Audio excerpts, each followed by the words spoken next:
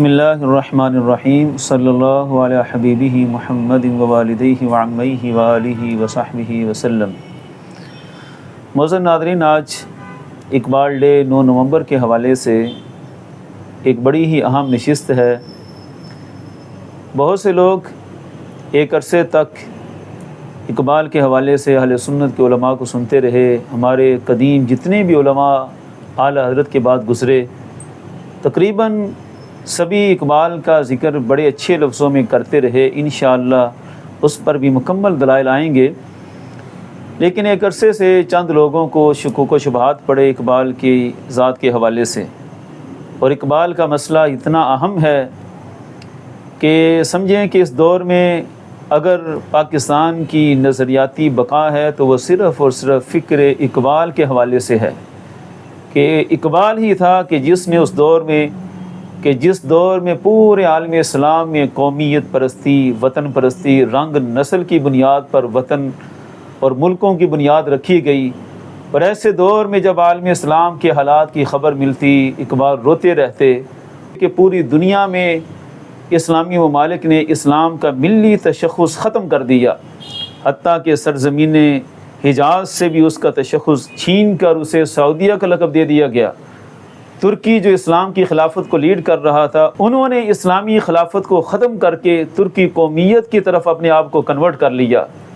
اور ایسے دور میں اگر پوری دنیا میں اسلام کا ملی تشخص سے مراد کہ اسلام خود ایک قومیت ہے اور اسلام کی بنیاد پر بھی وطن بن سکتا ہے، یہ تصور اگر زندہ کیا تو صرف اور صرف اقبال نے زندہ کیا، اور اتنا مضبوط تصور دیا کہ جس بنیاد پر پھر یہ ہمارا ملک پاکستان معرض وجود میں آیا۔ پھر اس کے بعد اس ملک کے خلاف اور اقبال کے خلاف، چونکہ وہ اس کے نظریاتی بانی ہیں، ایک سازشوں کا سلسلہ شروع ہوا۔ آج پاکستان کی 4 اکائیوں کو ایک اکائی کے تحت، قومیت کے تحت ایک دوسرے کے ساتھ جوڑ کر رکھنا ہمارے پورے ملک کے لیے ایک مسئلہ بنا ہوا ہے۔ ہر طرف سے وطن پرستی، قومیت پرستی کی آوازیں آ رہی ہیں، اور ایک طرف یہ سازشیں ہیں، اور ایک طرف وہ اقبال کہ جس نے وطنیت اور قومیت کے ان سارے نعروں کے باوجود ہماری قوم کو اسلام کی چھتری کے تلے جمع کیا تھا، اس کی ذات پر بھی کیچڑ اچھالے جا رہے ہیں، اور دنیا کو یہ باور کرایا جا رہا ہے کہ شاید جنہوں نے پاکستان کا یہ تصور دیا تھا وہ خود بھی اسلام سے بہت دور تھے، حتیٰ کہ اسلام کے دشمنوں کی فہرست میں ان کو لایا جا رہا ہے۔ تو اس لحاظ سے یہ بہت ہی ایک خطرناک سازش کے تانے بانے بہت آگے تک چلے جاتے ہیں۔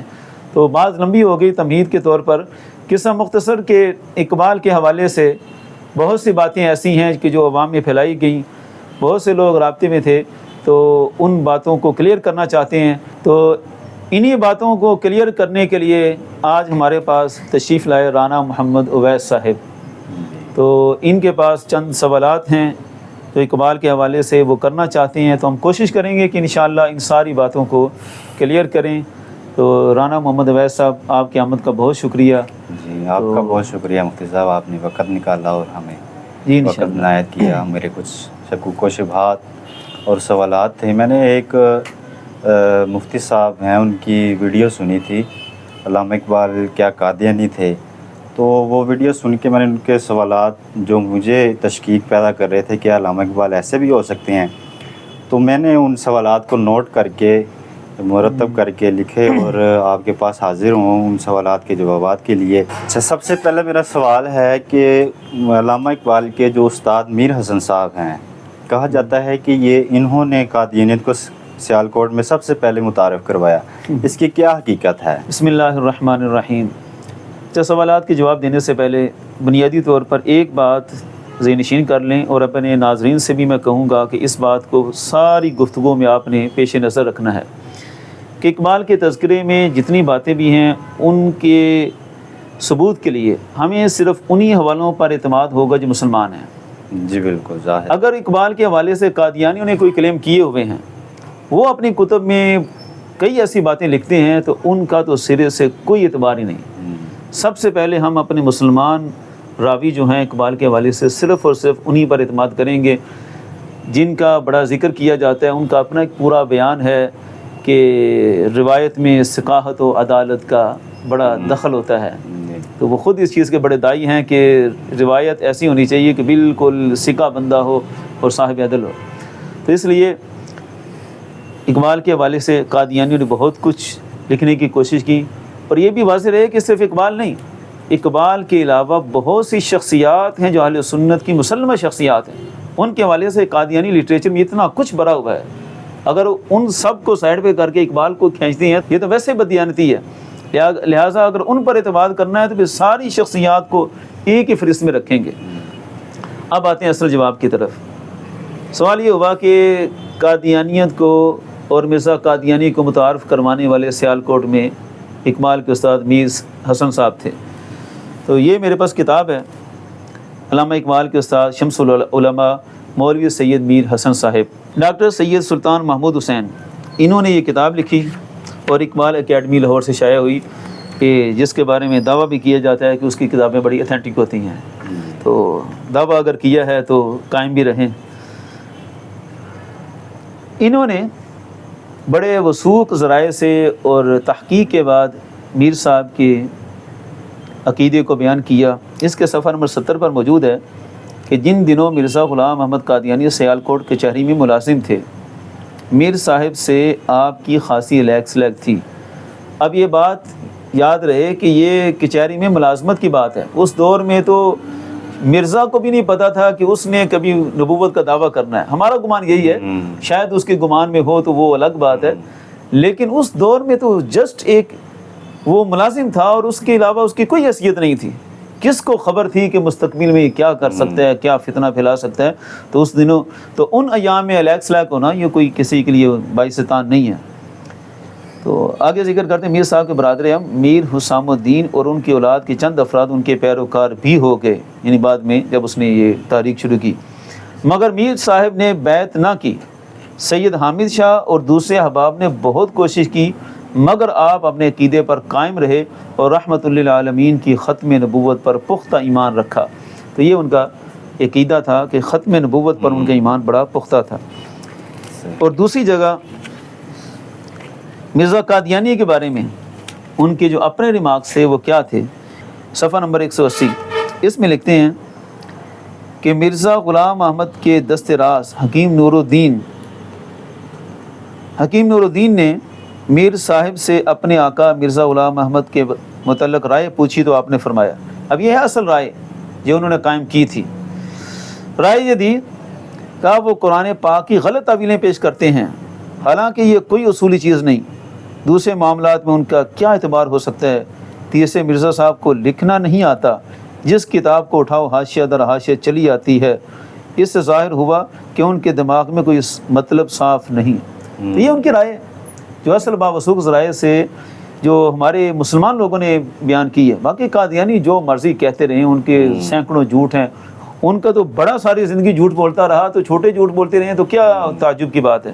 اور دوسرا، اس نور الدین کا چونکہ قادیانیت میں بڑا نام ہے، اس کے متعلق بھی لکھا۔ تو الغرض یہ کتاب ہے علامہ اقبال کے استاد شمس العلماء مولوی سید میر حسن صاحب۔ ہمارے پاس ان کی ذات کے حوالے سے اس سے جامع کتاب اور کوئی بھی نہیں ہے۔ میر صاحب کا تذکرہ اقبال کے حوالے سے کئی کتابوں میں ضمناً تو مذکور ہے، لیکن باقاعدہ ان کی سیرت پر پوری تحقیق کے ساتھ جو کتاب شائع ہوئی وہ یہ ہے، اور اس میں تو کہیں بھی ذکر نہیں ہے۔ اور جنہوں نے یہ دعویٰ کیا ہے، ہم کہیں گے کہ وہ کوئی حوالہ پیش کریں۔ میرے خیال سے تو قادیانیوں نے بھی کبھی دعویٰ نہیں کیا کہ میر حسن صاحب تھے جنہوں نے سیالکوٹ میں قادیانی تاریخ کو متعارف کروایا۔ میرے مطالعے میں یہ ہے کہ ایسا دعویٰ تو قادیانی نہیں، انہوں نے بھی کبھی نہیں کیا، لیکن پتہ نہیں کیا اقبال اور اقبال کے سازہ سے ایسا بغض ہے کہ جو الزامات قادیانیت بھی نہیں لگا رہی وہ لگانا چاہتے ہیں، ان کی مرضی۔ جی ماشاءاللہ، آپ نے پہلے سوال کا جواب بہت اچھا دیا کہ اور دعوی نبوت کے بعد اور میر حسن صاحب نے باقاعدہ طور پر سٹیٹمنٹ بھی دی کہ ان کا یعنی قائد و نظریات کیا ہیں مرزا قادیانی کے، یہ تو بہت اچھی بات ہوگی۔ تو وہ کیسے ہو سکتا ہے کہ جو مرزا قادیانی کے خلاف ہیں وہ ان کے یعنی غار بات ہے، وہ اس کو کہتے ہیں کہ اس کی تو کوئی مطلب ہی صاف نہیں، اس کی تو باتوں میں تضاد ہے، قرآن مجید کو غلط تعویلیں کرتا ہے۔ اور یہ بھی واضح ہے کہ مرزا قادیانی شروع تو یہاں سے ہوا تھا، نبوت کا دعویٰ اس کا بہت بعد کا ہے جی، اپنے مرنے سے 7-8 سال پہلے اس نے دعویٰ کیا تھا۔ تو شروع میں ہی لوگ سمجھ چکے تھے، میر حسن صاحب تو شروع میں بیان کرتے ہیں کہ وہ قرآن پاک کی غلط تعویلیں کرتا ہے، تو جس کا یہ عقیدہ ہو قرآن پاک کی غلط تعویلیں کرتا ہے، وہ کیسے ایک مسلمان اس بندے کو متعارف کروایا گیا کہ آؤ میری قوم کو گمراہ کرو اور غلط تعویلیں پیش کرتا۔ جی مفتی صاحب، میرا دوسرا سوال ہے کہ یہاں پر ایک بات میں اور ایڈ کروں کہ کسی شخصیت کے بارے میں یہ دعویٰ کرنا کہ اس نے کفر کو رائج کیا، قادیانی کفر ہی ہے، تو کفر کو رائج کیا اور متعارف کروایا، کفر کو پھیلایا، تو یہ مفتیان کرام ذرا فیصلہ کریں کہ رضا بالکفر کیا ہوتا ہے۔ رضا بالکفر بھی تو کفر ہوتا ہے، اور بغیر کسی واضح دلیل کے اور قطعی دلائل کے ایک مسلمان کے بارے میں یہ گمان کر دینا، کلیم کرنا کہ اس نے کفر کو پھیلانے میں پورا زور لگایا، استغفر اللہ العظیم۔ اچھا، دوسرا اعتراض یہ ہے کہ علامہ کے جو والد صاحب ہیں ان کی دکان پر فصوص الحکم کا درس دیا جاتا تھا اور مرزا قادیانی بھی اس میں شریک ہوتا تھا، تو اس پر آپ کیا کہیں گے؟ فصوص الحکم کا درس ہوتا تھا اور مرزا قادیانی اس میں شریک ہوتا تھا۔ کس دور کی بات ہے کہ جس دور میں ابھی قادیانی کی نبوت کی کہیں کوئی خبر بھی نہیں تھی، اور یہ سیالکوٹ کچہری میں ملازم تھا۔ یہ بھی ذکر ہے کہ سیالکوٹ کچہری میں جب ملازم تھا، اور یہ سارے جانتے ہیں کہ سیالکوٹ کچہری کے ملازمت کا دور کچھ اور ہے اور اس کے یہ الٹ پلٹ دعوی کا دور کچھ اور ہے۔ اگر ابتدائی دور میں شیخ نور محمد صاحب رحمۃ اللہ علیہ جو اقبال کے والد گرامی ہیں، ان کی دکان میں فصوص الحکم کا درس ہے، تو پہلی بات یہ ہے کہ یہ خود اقبال کے والد محترم کی فیور میں بات جاتی ہے کہ کتنے پکے صوفی تھے کہ فصوص الحکم کا درس جو ہے وہ دکانوں میں بھی ہوتا تھا۔ آج تو یہ مسجدوں میں بھی نہیں ہو رہا، وہ دکانوں میں کرتے تھے۔ تو ان کے درس میں اگر یہ بے ایمان آ گیا سننے کے لیے، تو وہ کیا خبر تھی کہ یہ کیا کرے گا اور آگے جا کے کیا اس کے ارادے ہیں، کسی کو کوئی خبر نہیں تھی۔ تو سیالکوٹ میں ملازمت کے دوران اس نے جو بھی ملاقاتیں کی، جس سے بھی تعلق بنایا، اس سے یہ تو نہیں لازم آتا کہ جس سے تعلق بنا وہ سارے قادیانی ہو گئے، ایسا تو قطعاً نہیں۔ اور پھر یہ اقبال کے مسئلے میں یہ قادیانیوں کی کتاب ہے کہ قادیانیوں نے جو اقبال کے خلاف لکھا، ایک تو ان کے دعوے ہیں اور انہوں نے بڑا زور لگایا کہ وہ 1935 سے پہلے ہمارے تھے اور بعد میں وہ ایک سیاسی مخالفت کی بنیاد پر ہمارے خلاف ہو گئے۔ تو اقبال کے خلاف ایک کتاب لکھی حامد شاہ نے، بہتر ہے اقبال اپنے قلم کو روک لیں، یعنی اقبال کو تنبیہ کر رہے تھے کہ جناب اقبال صاحب رکیں ہمارے خلاف بولنے سے۔ یہاں بھی انہوں نے ملفوظات اقبال جو ابو الیاس صدیقی نے شائع کیے، اس میں انہوں نے یہی دعویٰ کیا اقبال کو زیر کرنے کے لیے کہ جناب آپ کے والد محترم کی دکان پر درس ہوتا تھا تو مرزا صاحب جاتے تھے۔ اس سے تو یہ ظاہر ہوتا ہے کہ اقبال کے والد محترم کے پاس جو ہے نا وہ مرزا جاتا تھا کوئی اصلاح لینے کے لیے۔ یہ تو کہیں نہیں ثابت ہوتا کہ ان کی دکان پر درس تھا اور مرزا آیا اور وہ اس کے پاس اصلاح لینے کے لیے چلے گئے، ایسا نہیں ہے۔ درس کا اہتمام جو ہے وہ شیخ نور محمد صاحب نے کیا، اور اگر کوئی اصلاح لینے کے لیے آیا تو ان کا تو کام تھا اصلاح کرنا۔ ہم تو یہ سمجھتے ہیں کہ انہوں نے مرزا قادیانی کی اصلاح کی پوری کوشش کی، آگے اس کی بدبختی تھی کہ یہ اصلاح کو قبول نہ کر سکا۔ یہ تو اصلاح کرنا تو شروع سے مشائخ کا شعار ہے، یہ تو ان کے حق میں جاتی ہے بات۔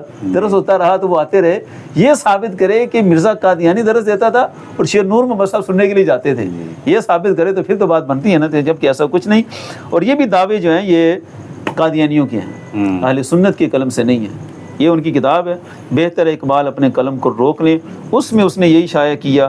اور ملفوظات میں جتنا کچھ خلط ملط ہے اس کا تو کوئی اعتبار ہی نہیں، کئی اس کے حوالے ایسے آئیں گے کہ عقل سے ورا ہیں کہ یہ باتیں بھی ثابت ہوں، لہذا ایسی بات کچھ بھی نہیں ہے۔ جی جی۔ اچھا، ایک اعتراض یہ بھی کیا جاتا ہے کہ علامہ اقبال کے بھائی اور ان کے والد صاحب شیخ نور محمد صاحب یہ قادیانی کے مرید اور بیعت تھے اور معاذ اللہ انہوں نے قادیانیت کو قبول کر لیا تھا، کیا اس کی کوئی حقیقت ہے؟ سبحانک ھذا بہتان عظیم۔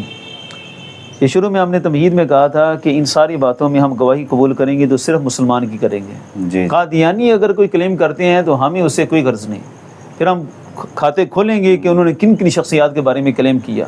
ایک نام میں لے دیتا ہوں، روحانی خزائن کھول کر دیکھیں، انہوں نے حضرت خواجہ غلام فرید صاحب رحمۃ اللہ علیہ کوٹ مٹن شریف والے، ان کے بارے میں کتنی جگہ پر کلیم کیا کہ وہ مرزا صاحب کے بڑے مداح تھے، انہوں نے بڑی تعریفیں کی، مرزا کے قریب ہوئے. ان باتوں کا تو کوئی اعتبار نہیں. آج تک کبھی کسی نے حضرت سلطان عاشقین کے بارے میں شک و شبہ کی ہے؟ نہیں. یہ تو بغض ہے اقبال کے ساتھ کہ بات کو ادھر ہی لے کر آنا. اب آتے ہیں اس اعتراض کی طرف. تو بات یہ ہے کہ ان ساری باتوں کا راوی ہے عبد المجید سالک. ایک تو قادیانی لٹریچر میں یہ باتیں ہیں، اور دوسرا عبد المجید سالک، اس نے ان باتوں کو کئی جگہ ذکر کر کے اچھالا ہوا ہے. اس کا بھی ہم سارا بایوڈیٹا پیش کرتی ہیں کہ وہ کیا تھا. اس سے پہلے اقبال کے والد محترم کے حوالے سے جو ان کے گھر کی کتاب ہے اس کا ہم اعتبار کریں گے، جو قادیانی یا قادیانی نواز اور اقبال دشمن، جن کو اقبال نے مخلص منافق کا لقب دیا. یہ بھی کمال کی ٹرم ہے جو ہمیں اقبال سے ملی کہ منافق اور مخلص، یعنی منافقت میں بہت مخلص. تو اس حوالے سے سب سے بہتر گواہی جو ہے وہ اقبال کے گھر والوں کی مانی جائے گی. تو عربی کا مقولہ ہے صاحب البیت ادری بما فیہ، کہ گھر والے بہتر جانتے ہیں کہ گھر میں کیا ہے.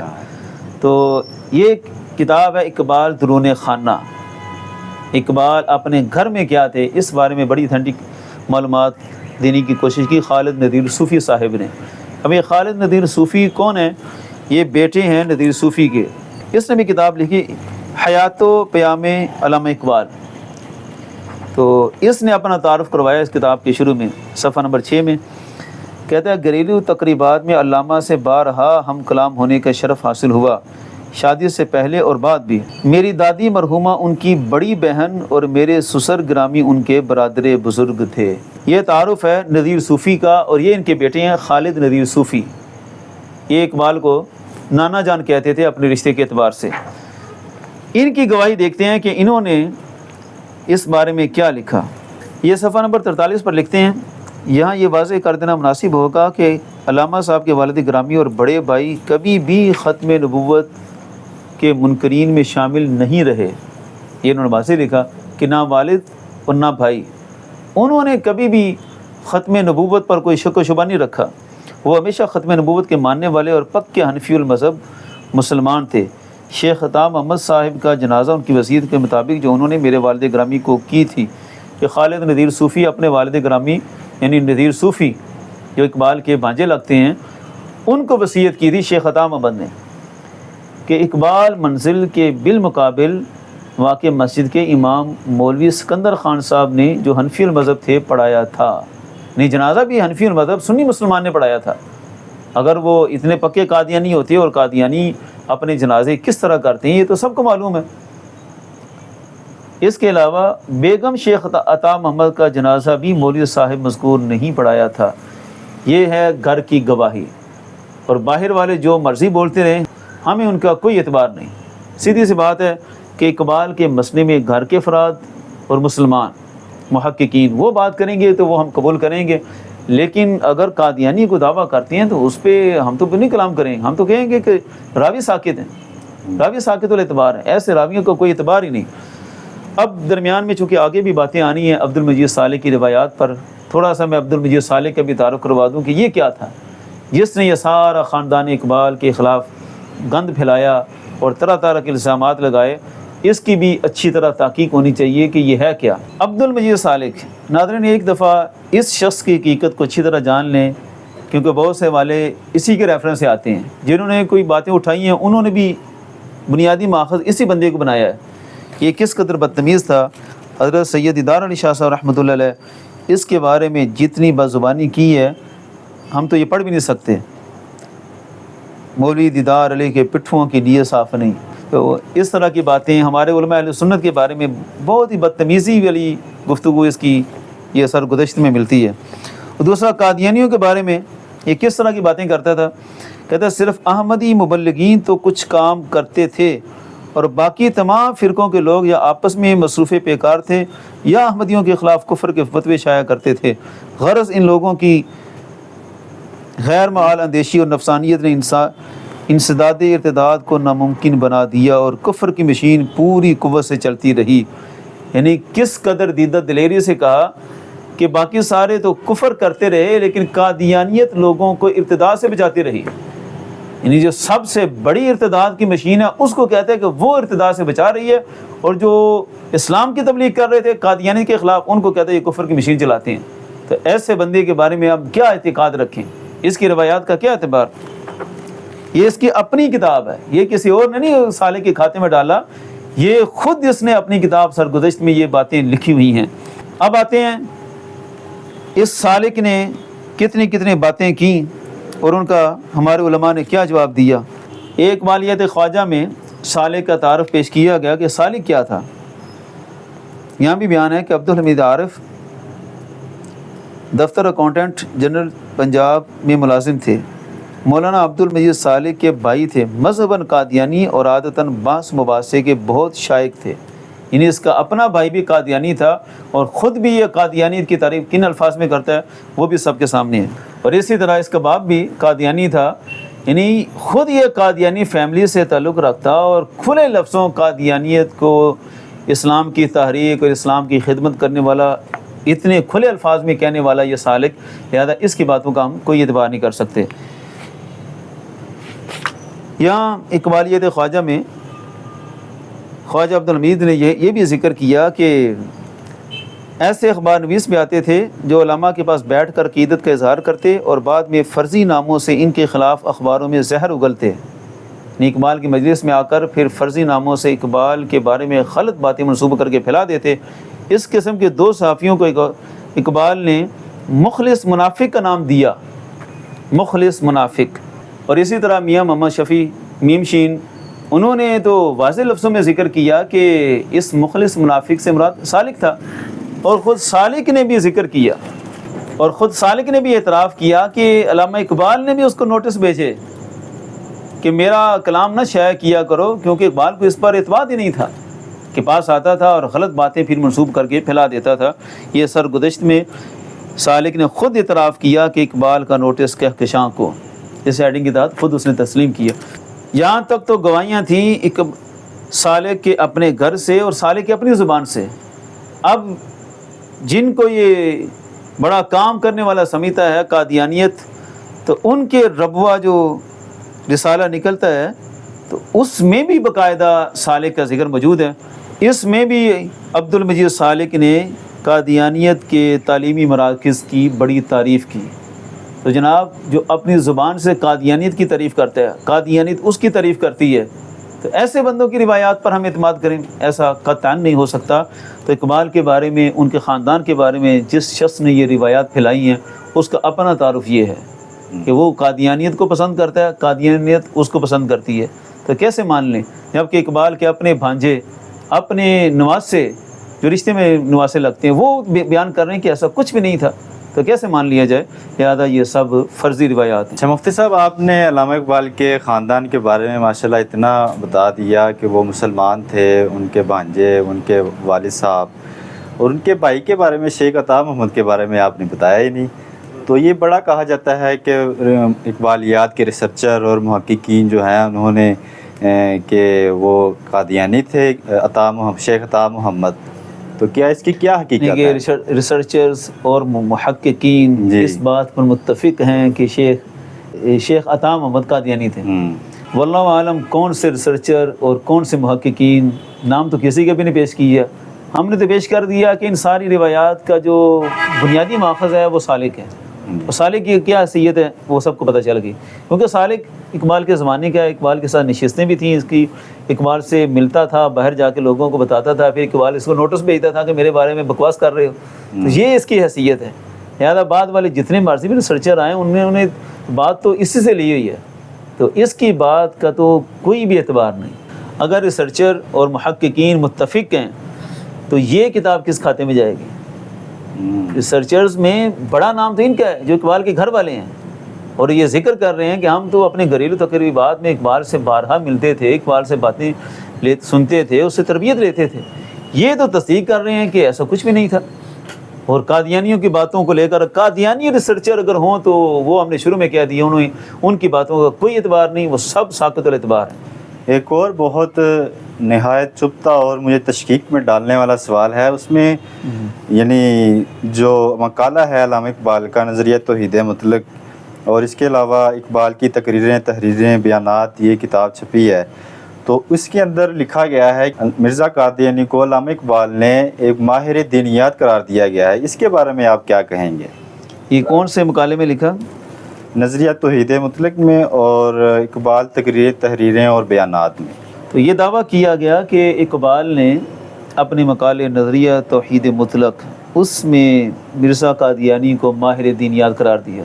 پہلی بات ہے تمہیداً یہ بات سمجھ لیں کہ جب تک اس کے یہ عجیب و غریب دعوی شروع نہیں ہوئے تھے، یہ ایک معروف مناظر تھا، اور عیسائیوں سے، پادریوں سے، جو برٹش امپیریلزم کے دور میں مشنری مشن شروع ہوا تھا عیسائیوں کا، وہ آ کر مسلمانوں کو عیسائیت کی طرف راغب کر رہے تھے۔ تو اس دور میں جب اس نے اپنے آپ کو ایک مناظر کے طور پر متعارف کروایا تو کئی اس نے مناظرے بھی کیے، پنڈت لیکھ رام اور پادری عماد الدین کے ساتھ اس کے تو مناظرے مشہور تھے۔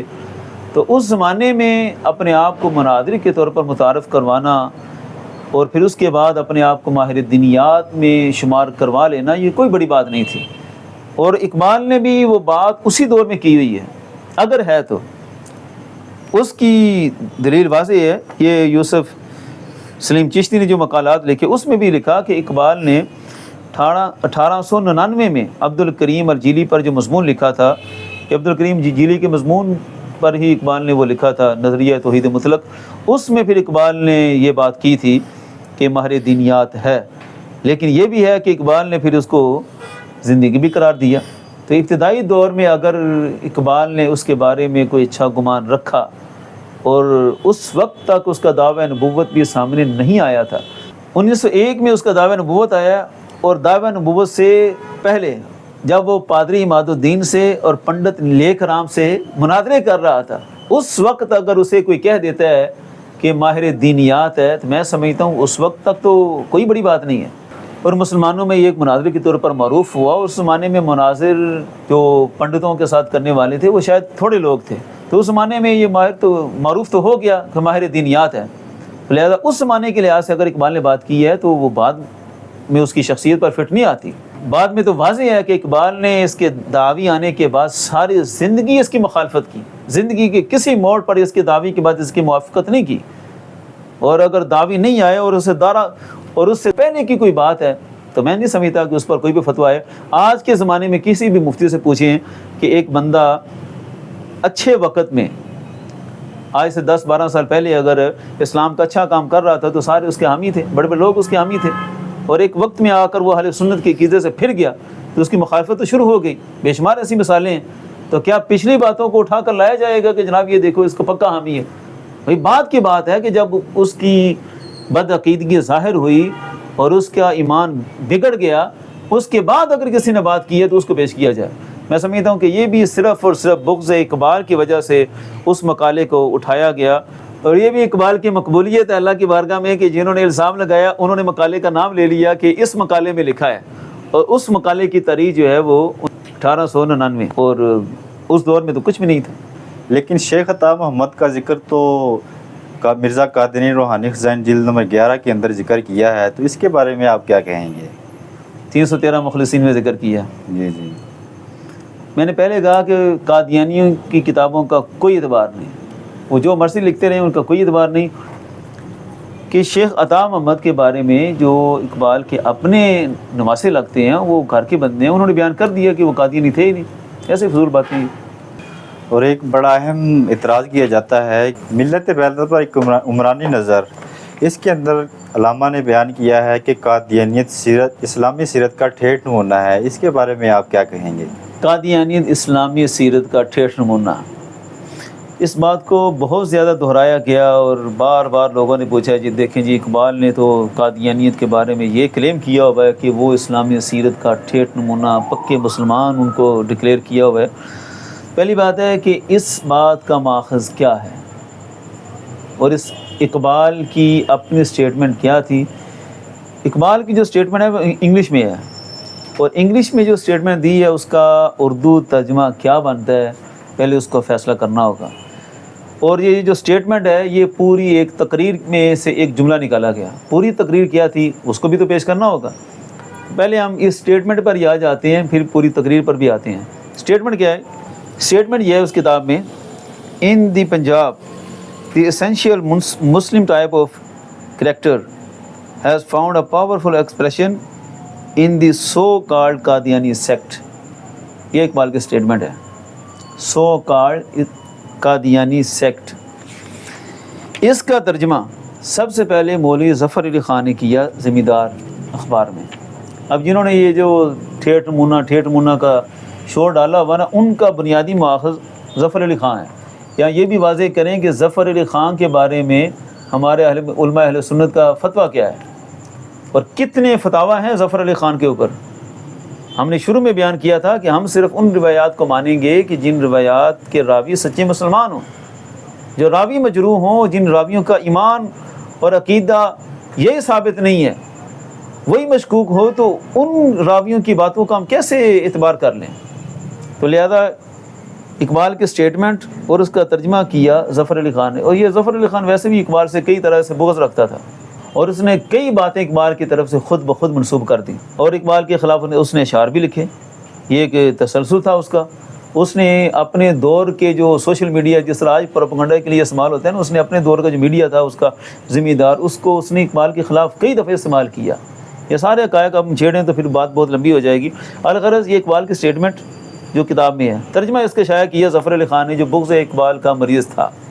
یہ بغض اقبال کا مرض بہت پرانا ہے, تو جس کو پہلے مرض تھا اس نے بھی وہی ترجمہ کیا, اور جن کو مرض آگے منتقل ہوا وہ بھی اسی ترجمے کو لے کر آگے سے آگے پھیلاتے ہیں. دیکھیں جی, دوبارہ انگلش سٹیٹمنٹ سب پیش نظر رکھیں. اس کا ترجمہ کر دیا کہ پنجاب میں اسلامی سیرت کا ٹھیٹھ نمونہ اس جماعت کی شکل میں ظاہر ہوا جسے قادیانی فرقہ کہتے ہیں. استغفر اللہ العظیم. سٹیٹمنٹ کیا ہے اقبال کی, اور ترجمہ کیا کر دیا. سو کالڈ قادیانی سیکٹ, اس کا ترجمہ کسی طرح بھی اس جماعت کی شکل میں ظاہر ہوا جسے قادیانی فرقہ کہتے ہیں بنتا ہی نہیں. کسی طور پر بھی اقبال نے ان کو اس طرح بیان کیا ہی نہیں جس طرح ظفر علی خان نے کلیم کر دیا. اس کا ترجمہ تو جس مرضی ماہر انگلش سے پوچھ لیں, جس کو انگلش اچھی آتی ہو اور اردو ادب کا بھی ماہر ہو. اور یہ بھی یہ بات رہے کہ اس پوری سٹیٹمنٹ میں اسلامی سیرت کا ترجمہ کس لفظ کا ترجمہ ہے. اسلامی سیرت کا ترجمہ تو ہے ہی نہیں. اور سو کالڈ قادیانی سیکٹ, اس کا ترجمہ تو صرف یہ بنتا ہے کہ نام نہاد قادیانی ٹولہ.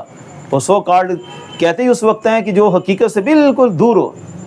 آج کل بھی جب کہا جائے کہ کہتے ہیں یہ سو کالڈ ڈیموکریسی ہے, جب یہ طنز کرتے ہیں نا ڈیموکریسی پر, تو یہی کہتے ہیں سو کالڈ ڈیموکریسی, کہ بس نام کی ڈیموکریسی ہے, حقیقت کچھ نہیں. تو یہ تو سو کالڈ خود بیان کر رہا ہے کہ اقبال نے ان پر طنز کیا ہے کہ یہ تو سو کالڈ ہی ہیں, باقی اندر ان کا کچھ نہیں ہے. تو ایسے اقبال کے جملے کو بدل کر ظفر علی خان نے اس طرح شائع کیا, اور اس تو آج تک وہ پھیلاتے جا رہے ہیں. ایسا کچھ بھی نہیں تھا. یہ تو بات تھی اتنی سٹیٹمنٹ کی جس کو ظفر علی خان نے اٹھایا, اور آج تک وہ پھیل رہی ہے. اب سٹیٹمنٹ چونکہ پوری ایک تقریر سے ہے, اصل تقریر کیا ہے, یہ جب اقبال کو بھی پتہ چلا کہ اقبال کے بارے میں اخبارات میں یہ شائع ہوا, اقبال بھی کوئی ناشنا تو نہیں تھے اپنے مبغضین سے کہ وہ کیا کر رہے ہیں بغض میں. تو اقبال نے پھر پوری اس کی وضاحت کی. یہ کتاب ہے حرف اقبال, یہ بھی المنار اکادمی لاہور سے شائع ہوئی, اور یہ کتاب شائع ہوئی 1947 میں. یہاں اقبال نے پھر واضح کیا اور ظفر علی خان کی اچھی خاصی خبر لی کہ اس نے اقبال کی طرف یہ جملہ کیسے منسوب کر دیا. یہاں واضح لکھتے ہیں کہ مجھے افسوس ہے کہ میرے پاس نہ وہ تقریر اصل انگریزی میں محفوظ ہے اور نہ اس کا اردو ترجمہ جو مولانا ظفر علی خان نے کیا تھا. جہاں تک مجھے یاد ہے یہ تقریر میں نے 1911 یا اس سے قبل کی تھی, اور یہی وہ دعویٰ کر رہے تھے کہ 1910 میں کی ہے. اقبال نے کہا کہ یہ تقریر میں نے کی تھی, اور مجھے یہ تسلیم کرنے میں کوئی باک نہیں کہ اب سے ربع صدی بیشتر, یہ لفظ یاد رکھنا ہے کہ 25 سال پہلے جب اقبال ماہر دینیات بھی اس کو قرار دے رہے تھے, اور اس وقت کیا اقبال کے جذبات تھے. تو اقبال نے اپنی جب وضاحت دی تو اس وقت کہا کہ ربع صدی قبل مجھے امید تھی. آخر میں پھر لکھا کہ معلوم نہ تھا کہ تحریک آگے چل کر کس راستے پر پڑ جائے گی. ذاتی طور پر میں اس تحریک سے اس وقت بیزار ہوا جب ایک نئی نبوت بانی اسلام کی نبوت سے اعلیٰ تر نبوت کا دعویٰ کیا گیا. تو اقبال نے واضح لکھا کہ جب ان کی طرف سے نبوت کے دعوے شروع ہوئے تو ہم بیزار ہو گئے. یہ سب سے واضح ثبوت ہے کہ اقبال نے جو کہا بھی ان کو کہ اچھا نمونہ ہے، تو اس وقت کا جب وہ اسلام کا لبادہ اوڑھ کر اور پادریوں سے پنڈتوں سے مناظرے کر رہا تھا، تو اس وقت کی بات ہے۔ اور جس وقت اقبال نے کہا کہ اس کا دعویٰ نبوت سامنے آیا، اس کے بعد ہم نے نہیں کہا۔ تو یہ حقیقت ہے جناب، جس تقریر سے یہ سٹیٹمنٹ لی گئی، اول اس سٹیٹمنٹ کا ترجمہ ہی نہیں ہے۔ تو اقبال نے خود واضح کر دیا کہ یہ تقریر 1911 سے پہلے کی ہے اور اصل متن میرے پاس نہیں ہے۔ اصل متن نہ ہو تو پھر قائل سے ہی پوچھا جاتا ہے کہ آپ نے کیا بیان کیا تھا۔ ظاہر ہے کہ شریعت کے اور افتاء کے اصولوں کے مطابق جو ہے وہ اصل بات تو قائل سے پوچھی جائے گی کہ آپ نے کیا بیان کیا تھا۔ تو اقبال نے خود بیان کر دیا کہ وہ بات ربع صدی پیشتر مجھے جو امیدیں تھیں اس بارے میں تھی، لیکن جب ان کی طرف سے نبوت کے دعوے شروع ہوئے تو میں بیزار ہوں۔ تو یہ سب سے واضح دلیل ہے کہ نبوت کے دعوے کے بعد اقبال نے ان کے بارے میں کوئی بات نہیں کی، نرم بات، سخت باتیں کی ہیں۔ مفتی صاحب، میرے پاس ایک لمبی فہرست ہے سوالات کی، کہیں آپ گھبرا نہ جائیے گا۔ میں نے بہت ہی محنت کے ساتھ ان سوالات کو اکٹھا کر کے اور بہت سارے لوگوں کے جو مطلوبہ سوالات تھے ان کو اکٹھا کر کے یہاں پر لے کر آیا ہوں۔